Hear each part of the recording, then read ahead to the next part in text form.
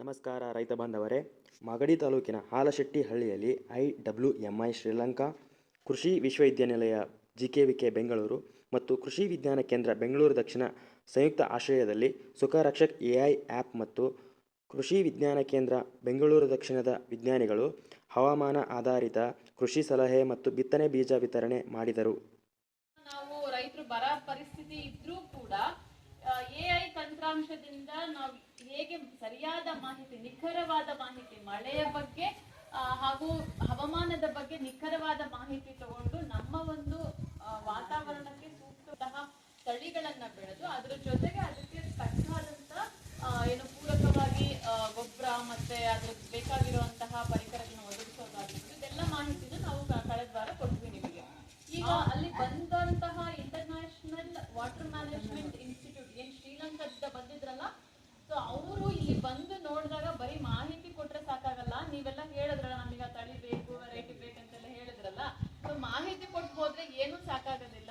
ಅದ್ರ ಜೊತೆಗೆ ನಾವು ಪರಿಕರಗಳು ವಿತರಿಸಿದ್ರೆ ಉತ್ತಮ ಬಿತ್ತನೆ ಕೊಟ್ಟಾಗ ಮಾತ್ರ ನಾವು ಒಂದು ಪ್ರೋಗ್ರಾಮ್ಗೂ ಒಂದು ಸಾರ್ಥಕತೆ ಪಡೆಯುತ್ತೆ ಅಂತ ಒಂದು ಉದ್ದೇಶದಿಂದ ಶ್ರೀಲಂಕಾದಿಂದ ಬಂದಿದ್ದಂತಹ ಆಯೋಜಕರು ಜೊತೆಗೆ ನಮ್ಮ ಕೃಷಿ ವಿಶ್ವವಿದ್ಯಾಲಯ ಬೆಂಗಳೂರಿನ metrology department Thimmegowda doctor Manjunath sir ಇವರು ಕೂಡ ಒಂದು ಆಸಕ್ತಿಯಿಂದ ನಮ್ಮ ಈ ಹಾಲಶೆಟ್ಟಿ ನಮ್ಮ ದತ್ತು ಗ್ರಾಮದ ರೈತರಿಗೆ ತಡವಾಗಿ ಬಿತ್ತನೆ ಮಾಡ್ಲಿಕ್ಕೆ ಬರ ಸಹಿಷ್ಣುತ ತಳಿ ಮತ್ತೆ ಅಲ್ಪಾವಧಿ ತಳಿ 100 ದಿನಕ್ಕೆಲ್ಲ ಬರ್ಬೇಕು ನಿಮಗೆ ಅಂತಹ ತಳಿ ಯಾವ್ದಿದೆ ಅಂದಾಗ ಇದು ನಮ್ಮ ಕೃಷಿ ವಿಶ್ವವಿದ್ಯಾಲಯ ಬೆಂಗಳೂರಿಂದ ಹೊಸದಾಗಿ ರಿಲೀಸ್ ಮಾಡಿರುವಂತಹ ವೆರೈಟಿ ಇದು ML322 ಅಂತ ಹೇಳಿ. ಈ ಒಂದು ರಾಗಿ ತಳಿನ ನಿಮಗೆ ಪ್ರತಿಯೊಬ್ಬರ 50 ಜನ ರೈತರಿಗೆ, ನಮ್ಮ ದತ್ತು ಗ್ರಾಮದ ರೈತರಿಗೆ 50 ಜನ ರೈತರಿಗೆ ಒಬ್ಬೊಬ್ಬರಿಗೂ ಕೂಡ 5-5 kg ಇದು ನಿಮಗೆ ಆಲ್ಮೋಸ್ಟ್ ನಿಮಗೆ ಒಂದು ಎಕರೆಗೆ ಸೂಕ್ತ ಆಗುತ್ತೆ.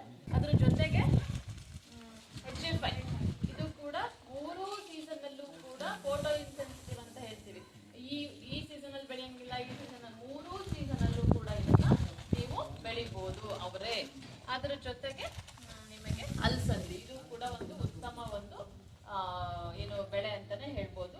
ನಿಮಗೆ ದ್ವಿದಳ ಧಾನ್ಯ ಬೆಳೆ, ಇದಕ್ಕೆ ಜಾಸ್ತಿ ನಿರ್ವಹಣಾ ಇರೋದಿಲ್ಲ. ಅದರ ಜೊತೆಗೆ ನಿಮಗೆ ಈಗ ಮೇವು, ಈಗ ನಮಗೆ ದನಗಳಿಗೆ ನಮಗೆಲ್ಲ ಗೊತ್ತಿರೋ ಹಾಗೆ ನಮ್ಮ ಒಂದು ರಾಮನಗರ ಜಿಲ್ಲೆ ಹೈನೋದ್ಯಮದಲ್ಲೇ ಪ್ರಥಮ ಇರುವಂತದ್ದು. ಆದ್ರೆ ಈಗ ಮಳೆ ಕಡಿಮೆ ಇರೋದ್ರಿಂದ ನಮಗೆ ಅದ್ರದ್ದು ಎಫೆಕ್ಟ್ ಮೇವಿನ ಒಂದು ಸಮಸ್ಯೆ ಇವಾಗ ನಮಗೆ ಗೊತ್ತಾಗೋದಿಲ್ಲ. ನೆಕ್ಸ್ಟ್ ಸಮ್ಮರ್ಗೆ ನಿಮಗೆ ಸಾಕಷ್ಟು ಮೇವಿನ ಸಮಸ್ಯೆ ಆಗುತ್ತೆ.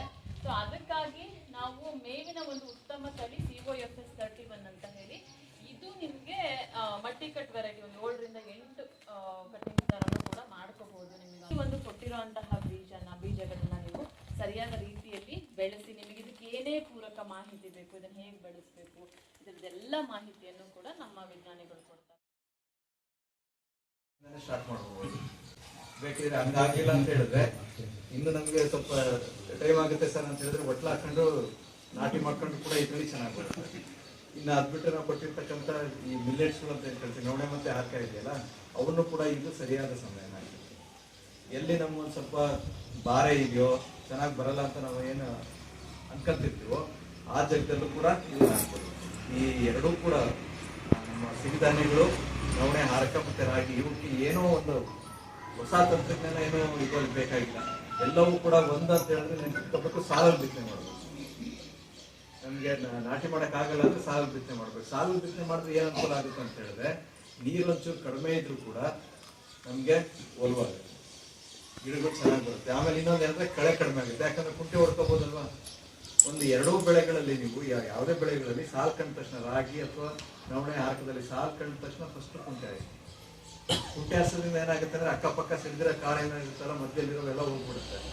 ಆಮೇಲೆ ಒಂದು ಸ್ವಲ್ಪ 4-5 ಗಿಡ ಎಲೆಗಳು ಬಂದ ಮೇಲೆ ಅಡ್ಡಲ್ಬೆ ಒಂದ್ಸರಿ ಹೊಡ್ಬೋದು. ಅಲ್ಲಿ ನೋಡಿದಾಗ ಏನಾಗುತ್ತೆ, ಪೂರ್ತಿಯಾಗಿ ನಿಮ್ಗೆ ಹತ್ತತ್ರ ಬಿದ್ದಿರೋ ಎಲ್ಲ ಜಾಸ್ತಿ ಏನ್ ಸಸಿಗಳಿರ್ತಾವಲ್ಲ ಅವೆಲ್ಲ ಹೋಗ್ಬಿಡುತ್ತೆ. ಆಮೇಲೆ ಈ 1 ಎಕರೆಗೆ 5 kg ಬಳಸ್ತೀವಿ ಬಿತ್ತನೆ ಮಾಡ್ಬೇಕಾದ್ರೆ. ನಮ್ಮಲ್ಲಿ ರೈತರು ಏನ್ ಮಾಡ್ತಾರೆ ಅಂದ್ರೆ 15 kg ವರೆಗೂ ಬಳಸ್ತಾರೆ. 15 kg 20 kg ಹಾಕಿದಾಗ ಏನಾಗುತ್ತೆ ಮತ್ತೆ 5 kg ಹಾಕಿದಾಗ ಏನ್ ವ್ಯತ್ಯಾಸ ಅಂತ ಹೇಳ್ತೀವಿ. ಬರದ ಸ್ಥಿತಿಲಿ, ಮಳೆ ಕಡಿಮೆ ಇರೋ ಸ್ಥಿತಿಲಿ ನಾವು ಏನ್ ಮಾಡ್ತೀವಿ ಅಂತ ಹೇಳಿದ್ರೆ ಸಸಿಗಳನ್ನ ಎಷ್ಟು ಕಡಿಮೆ ಇಡಬೇಕು ಅಷ್ಟು ಕಡಿಮೆ ಇಡಬೇಕು. ಸಸಿಗಳು ಜಾಸ್ತಿ ಇದ್ದಷ್ಟು ಏನಾಗುತ್ತೆ ನೀರ್ ಜಾಸ್ತಿ ಕೇಳುತ್ತೆ, ಎಲ್ರಿಗೂ ಬೇಕಲ್ವಾ? ನಿಮ್ ಎಲ್ಲಾರ್ಗು ಸೇರಿಸಿ ನಾನು 1 ಲೀಟರ್ ನೀರ್ ಇಟ್ಬಿಟ್ರೆ ಸಾಕಾಗುತ್ತೆ? ಆಗಲ್ಲ. ನಾಟಿನೂ ಕೂಡ ನೀವು ಫಸ್ಟ್ ಗಿಡ ನಾಟಿ ಮಾಡಿರ್ತೀರಲ್ಲ, ಆ ಗಿಡದ ತೆನೆ ನೋಡಿ, ಆಮೇಲೆ ಸೈಡ್ ಅಲ್ಲಿ ತೆಂಡೆ ಹೊಡೆದ್ ಬಂದಿರ್ತಕ್ಕಂಥ ತೆನೆಗಳು ನೋಡಿ. ಯಾವ ತೆನೆ ದೊಡ್ಡದಿರುತ್ತೆ? ಫಸ್ಟ್ ಬಂದಿರೋ ತೆನೆ ದಪ್ಪ ಇರಲ್ಲ. ಆಮೇಲೆ ಬರ್ತಾವಲ್ಲ, ಮೊದಲನೇ ಹಂತದಲ್ಲಿ ಏನ್ ತೆಂಡೆ ಹೊಡಿತಾವಲ್ಲ, ಆ ತೆಂಡೆ ಹೊಡೆದಿರೋ ತೆನೆಗಳು ದಪ್ಪಗಿರುತ್ತೆ. ಆಮೇಲೆ ಅದ್ರದ್ದು ಕಾಂಡನು ಕೂಡ ದಪ್ಪ ಇರುತ್ತೆ. ನಮಗೆ ಹುಲ್ಲು ಒದ್ಗೋದು ಅವಾಗ್ಲೇ, ಅದ್ರ ಜೊತೆಗೆ ಇಳುವರಿ ಬರೋದು ಅವಾಗ್ಲೇ.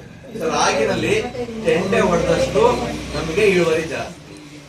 ಇನ್ನು ಬೇರೆ ಏನ್ ಗೊಬ್ಬರಗಳು ಹಾಕೋದಿದೆಯಲ್ಲ, ಆದಷ್ಟು ಕೂಡ ಸಾವಯವ ಗೊಬ್ಬರ ಬಳಸಿ, ಕೊಟ್ಟಿಗೆ ಗೊಬ್ಬರ ಬಳಸಿ, ಸೀಮೆ ಗೊಬ್ಬರ ಕಡಿಮೆ ಮಾಡಿ. ಯೂರಿಯಾ ಒಂದೇ ಒಂದು ಗೊಬ್ಬರ ಅಲ್ಲ, ಜೊತೆಗೆ ರಾಗಿಗೆ ಹಾಕಿದ್ರು ಕೂಡ ಈಗ ಪೊಟ್ಯಾಶ್ ಗೊಬ್ಬರನು ಬೇಕಾಗುತ್ತೆ.